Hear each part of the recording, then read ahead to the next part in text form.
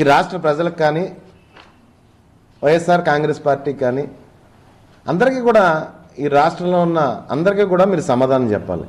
ఈ తిరుపతమ్మకి ఏమైంది, కళావతమ్మకి ఏమైంది, సాయి కృష్ణకి ఏమైంది, క్రాంతికి ఏమైంది, క్రాంతి కుమార్కి ఏమైంది, గంగమ్మకి ఏమైందని వీళ్ళు శవాలు కూడా కనపట్టలేదే. లాకప్ డెత్లు అయ్యి శవాలు కూడా కనపట్టలేదు. అయ్యా మహిళలయ్యా ముగ్గురు, వెనకాల ముగ్గురు ఆడవారు. సరే పోనీ మీరు ఆ సాయి కృష్ణని దుర్మార్గుడు అంటారు, లేకపోతే ఏదో కూనీకూర అంటున్నారు, రకరకాలుగా మన డిప్యూటీ సీఎం గారు ఆయన గురించే మీటింగ్ పెట్టినట్టు పెట్టారు కాకినాడలో వచ్చి. ఓన్లీ సాయి కృష్ణ అన్న అతను దుర్మార్గుడు అని చెప్పడానికి వచ్చి మీటింగ్ పెట్టినట్టు పెట్టారు కాకినాడ వచ్చి. మరి రకరకాలుగా మాట్లాడుతున్నారు. మరి వారి అక్క ఆయన సాయి కృష్ణ కుటుంబ సభ్యులు ఏమన్నారు, 2 కేసులు ఉన్నాయండి మా అబ్బాయి మీద అని చెప్పేసి అన్నారు. మీరు డిప్యూటీ సీఎం గారు వచ్చి 23 కేసులు అన్నారు. సాయి కృష్ణ దుర్మార్గుడే, క్రాంతి కుమార్ దుర్మార్గుడే.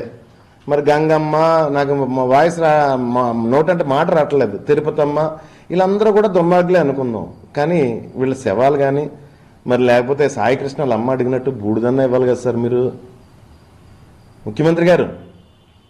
వాళ్ళ తల్లి ప్రశ్నించినట్టు బూడిదన్నా ఇవ్వాలి కదండి ఈ రాష్ట్ర ప్రజలకి.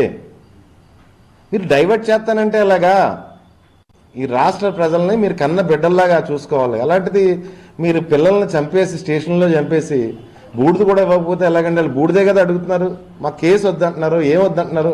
బాబు బూడిద ఇచ్చండి ముఖ్యమంత్రి గారు.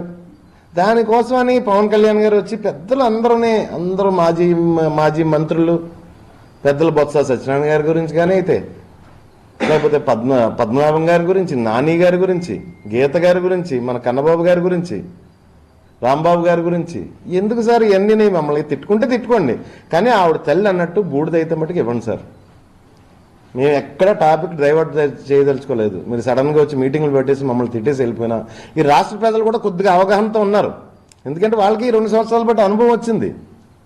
ఈ రాష్ట్ర ప్రజలు కూడా కొంచెం అవగాహనతో ఉన్నారు. ఈ రాష్ట్ర ప్రజలందరూ కూడా, ఎందుకంటే మొన్న వెన్నుపోటు దినోత్సవం విషయంలో చూపించారు. 2 జరిగాయి ఆ టైంలో, ఒకే టైంలో వెన్నుపోటు దినోత్సవం జరిగింది, మీ సంబరాలు కూడా జరిగాయి. 2 సంవత్సరాల సంబరాలు అవి జరిగాయో లేదో కూడా ఎవరికి తెలియదు. ఏ నియోజకవర్గంలో జరిగాయో కూడా ఎవరికి తెలియదు, ఆఖరికి పిఠాపురంతో సహా. కానీ వేలాది మంది రోడ్లెక్కి వారి నిరసన తెలియ